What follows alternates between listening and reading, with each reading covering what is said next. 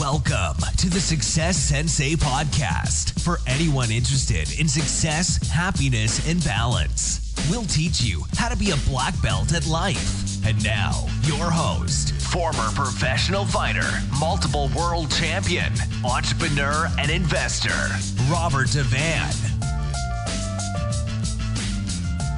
Bowing in. This is Roundhouse Rob, the Success Sensei, helping you to win at life one kick and punch at a time. Episode 299. They want to take your money and give you some back. It's the Success Sensei podcast main event. They want to take your money and give you some back, and what you can do about that.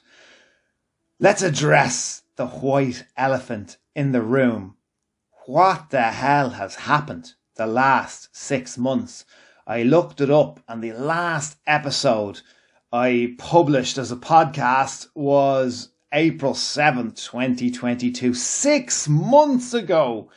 Episode 298, 6 months ago. And I suppose I don't really have an excuse, bar I just got busy. Maybe I got a little bit demotivated as well, because what you have to remember is that this podcast is not a revenue earner for me. In fact, the opposite. It costs me money to continue the channel. It costs me time and energy to produce, and I'm very happy to do that. I set out from the very start not to be a money-making venture, but more to be of a legacy pursuit that I hoped as my kids, get a little bit older, they might actually be interested in some of the lessons.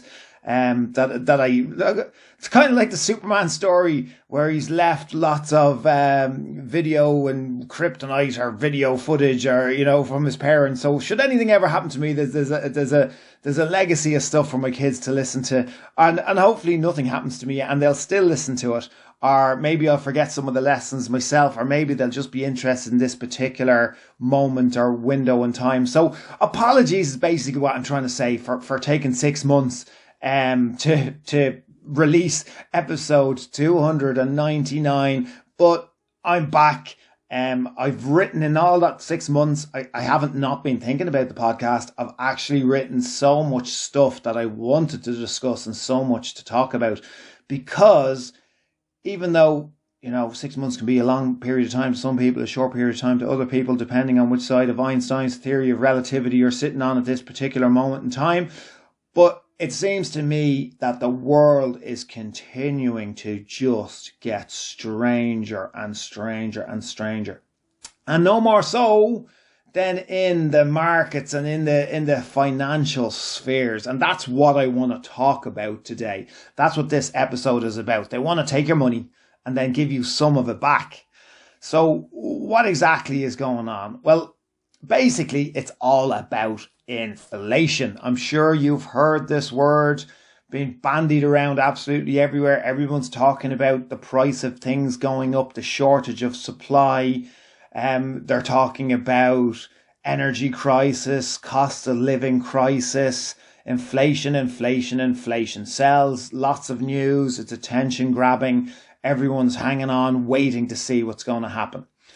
And basically they're saying that there is a lack of supply, but that we all have too much money. They're saying we all have too much money, and it's all the money that we have that's driving up the prices. So yeah, there's a lack of supply, but we all have money to keep outbidding for the shortage of supply.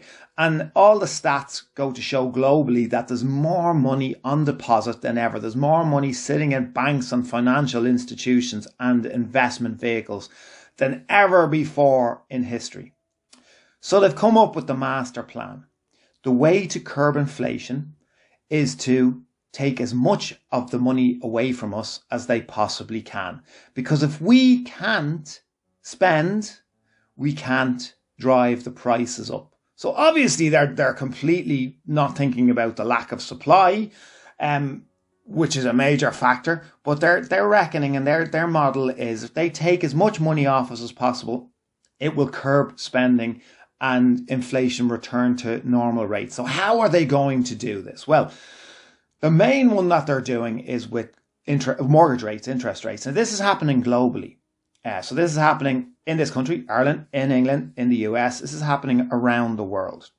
I remember years ago them telling us, the fib, that it was the markets that controlled the mortgage interest rates, that it wasn't, it couldn't be controlled via human interference. And here we are, they're actually using it as a specific vehicle to take as much money away from you and into the banks as is possible. So they're absolutely jacking up the mortgage rates.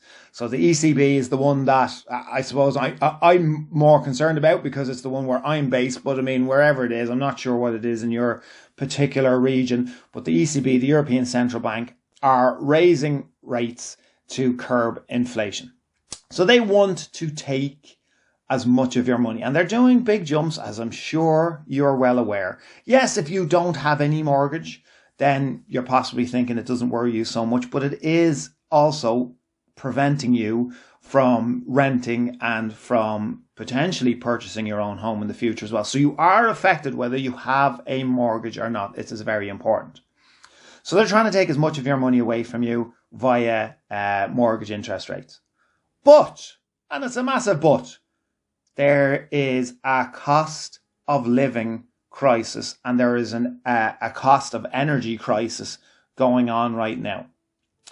So that means rent is still increasing despite all the intervention. In fact, all the intervention must be adding to the increases of rent and the increases of house prices. So house prices are increasing.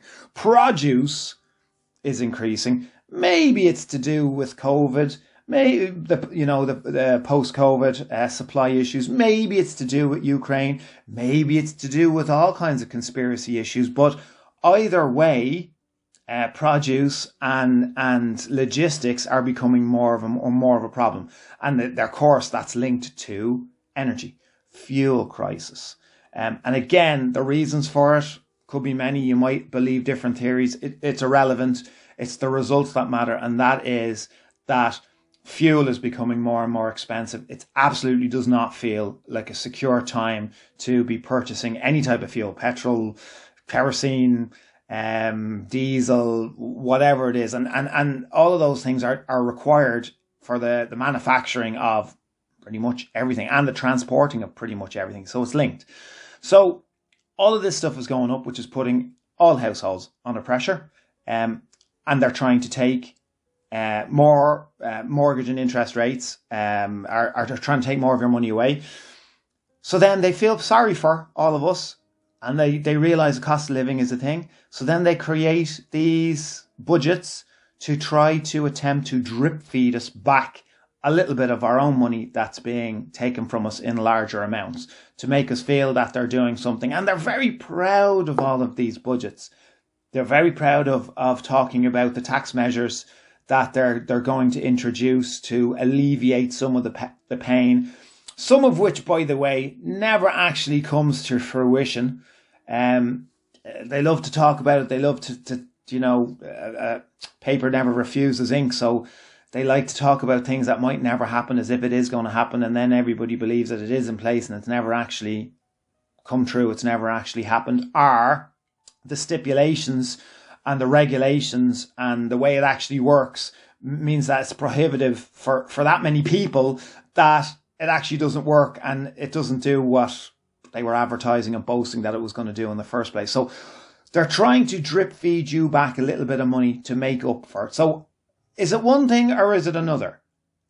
Do we need all our money taken away from us to curb inflation? And if that's what their main goal is, then the drip feeding us back of money surely is counterproductive to the taking away of all our money. Or is that all just an illusion and a circus trick to make it look like they have our best interests at heart?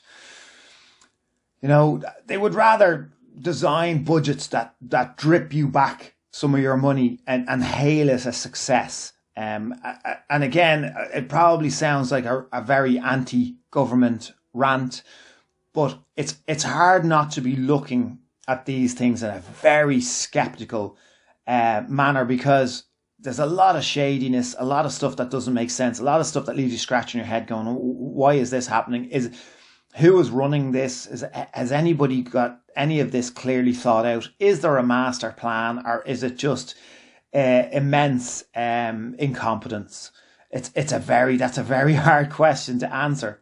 So that's what they're doing effectively. They're trying to curb inflation by, taxing and taking as much money away from you, and then give some back to make it look like, you're getting a handout or you're getting helped. That's all very depressing. It's all very downbeat, but there are things that you can do. And I've listed 3, and I've kept it so simple.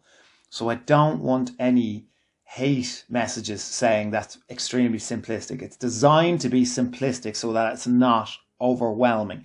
It's up to you to think about each one of these as I say it, and have a think about it as it reflects on your life. So the first one, you're not going to like this. The first one is, if you want a bit more financial security, you simply have to make more money. Now, don't dismiss that. It's easy for you to say, I don't want to do that. I'm already flat out working. Think about it. Think about your options. If you could make more money, would it give you a little bit more security? Would it give you a little bit more breathing space? Would it give you a little bit more confidence? Would it help you not to worry and stress? Would it reduce your anxiety? If yes is the answer to any of those, then seriously put time into thinking about how you and your family could make more money. There's no job shortage. There's a shortage of employees at the moment. You could get a side job. You could get a side business. Yes, the internet is full of sharks. Yes, it's full of people trying to sell you all kinds of stuff that is bullshit. But there are also opportunities to make money that did not exist 10, 20 years ago. So it is a good time to start something, to go look within yourself and produce something. We're saying that there's a shortage globally, a shortage of supply. If you manage to be able to produce something, anything, something physical, something intellectual, it doesn't matter. If you manage to go in within yourself, it's a brilliant process, and it could make you a little bit more money. A little bit more money could be the cushion that you need. So don't dismiss the making more money. Okay, number 2. This is probably the most important point, so I don't know why I listed it as number 2, but number 2, do not give up.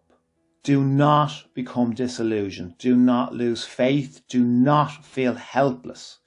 In a way, the system is designed to do that to you.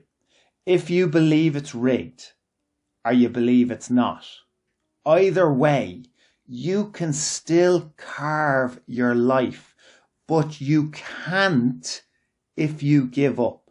If you want to carve a better life, or any type of a life based on your goals or your vision, you can't do it if you give up. You can't do it if you're constantly feeling that there's no point. If you're allowing all the negativity, if you're allowing all the anxiety, if you're listening to all the negative news, if you're constantly checking every day to see how we're told things are progressing and how we should be living our lives, then it is going to affect your mindset negatively. No matter what, don't give up. No matter what, keep going.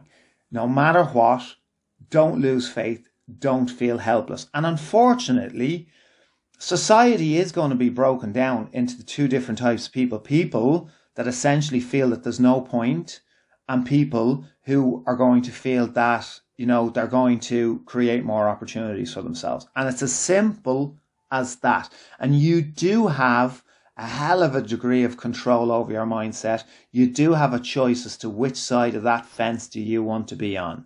You have to make your choice, and which one is going to be better for you and for your family. Which brings us on to point number 3.